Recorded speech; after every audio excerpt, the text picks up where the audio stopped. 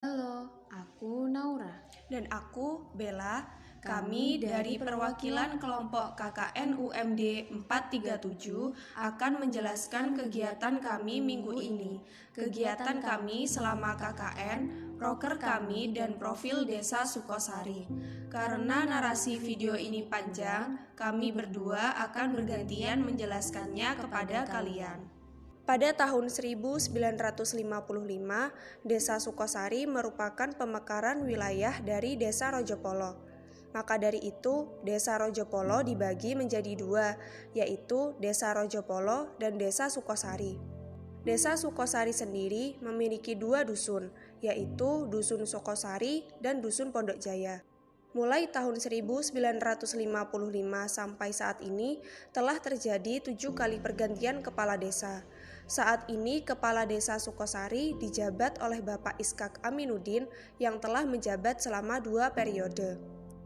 Letak geografis Desa Sukosari sebelah utara berbatasan langsung dengan Desa Kalidilem, Kecamatan Randu Agung. Sebelah timur berbatasan dengan Desa Kaliboto Kidul, Kecamatan Jatiroto. Sebelah selatan berbatasan dengan Desa Rojopolo, Kecamatan Jatiroto, dan sebelah barat berbatasan dengan Banyu Putih Kidul, Kecamatan Jatiroto. Desa Sukosari memiliki jumlah penduduk 6.355 jiwa dan 2.022 KK. 1.324 KK yang tergolong RT miskin yang bermata pencaharian buruh dan 555 RT menengah yang bermata pencaharian petani dan sisanya RT menengah ke atas.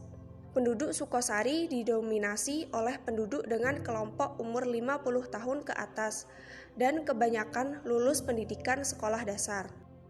Suasana budaya masyarakat Jawa sangat terasa di Desa Sukosari.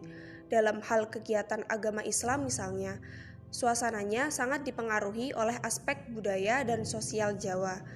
Hal ini tergambar dari dipakainya kalender Jawa atau Islam, masih adanya budaya nyadran, selamatan, tahlilan, mitoni, dan lainnya yang semuanya merefleksikan sisi-sisi akulturasi budaya Islam dan Jawa.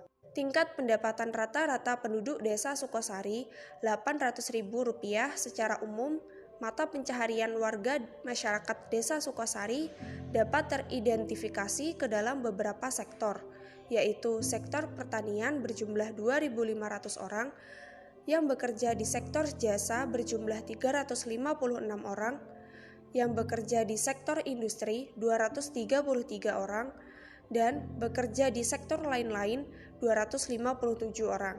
Struktur organisasi pemerintahan Desa Sukosari terdiri dari pemerintah desa dan PBD, LKMD. Desa Sukosari dipimpin oleh seorang kepala desa yang dibantu oleh seorang sekdes, 3 orang kepala urusan, 3 orang kepala seksi, dan 2 orang kepala dusun. Saat kami survei lapangan pada hari kedua minggu pertama, kami melihat ada beberapa masalah yang dihadapi oleh warga. Salah satunya yaitu masalah perekonomian. Kami pun akhirnya berinisiatif untuk membuat proker pelatihan pembuatan briket pada awalnya. Namun DPL kami menanyakan apakah bahan pokoknya tersedia terus. Jikalau tidak, maka rencana proker kami akan susah dilaksanakan secara keberlanjutan yang nantinya, sehingga kami pun mengubah proker kami menjadi redesign kafe dan resto rumah pohon. Proker itu kami tetapkan dikarenakan saat pertama kali kami berkunjung kafe dan resto rumah pohon mengalami penurunan omset jualan dan lingkungan di sekitarnya nampak seperti tidak terurus. Kebetulan kafe dan resto rumah pohon merupakan milik BUMDes Sukosari. Selain itu juga kami memutuskan redesign kafe dan resto rumah pohon dikarenakan masakannya yang unik dan murah bagi semua kalangan, sehingga kami ingin memperbaiki citranya dan mengenalkan kafe dan resto rumah pohon ke lebih banyak kalangan.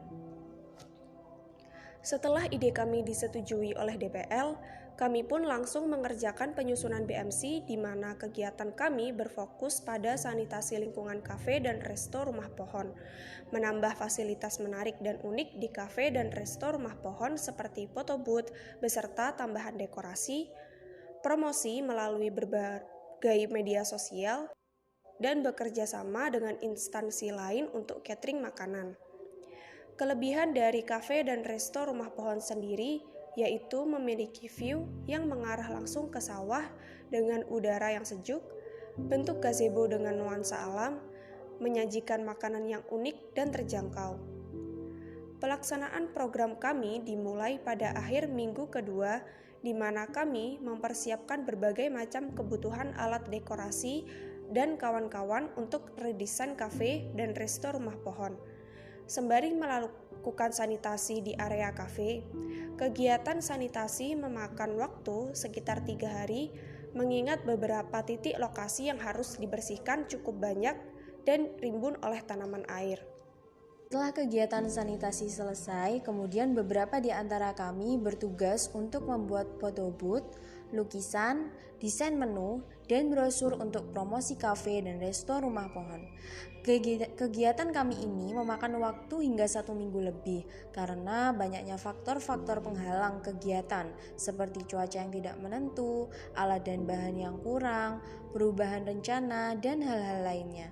Selain berfokus pada proker utama, kami juga membuat proker sampingan berupa penyelenggaraan lomba 17 Agustus tingkat desa di Balai Desa Sukosari.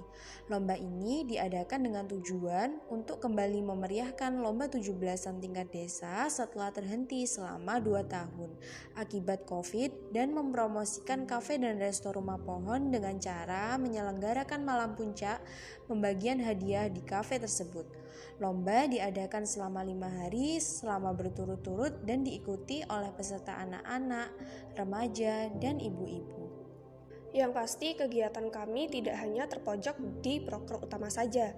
Kami juga terkadang melakukan kegiatan mengajar di PAUD, mengikuti kegiatan posyandu, menjadi MC acara, menjadi pembicara, mengikuti kegiatan warga seperti tasyakuran, dan kegiatan lainnya. Saat penyelenggaraan malam puncak, kami cukup terkejut dengan antusiasme warga yang sangat tinggi. Kami mengira hanya sedikit saja yang hadir pada malam puncak tersebut, namun ternyata malah sebaliknya.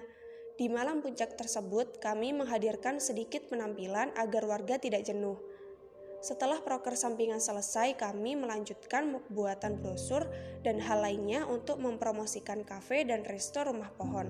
Setelah proker utama selesai, kami melihat perubahan yang cukup signifikan, di mana para remaja, keluarga, dan kalangan instansi sering mampir dan makan di kafe dan resto Rumah Pohon.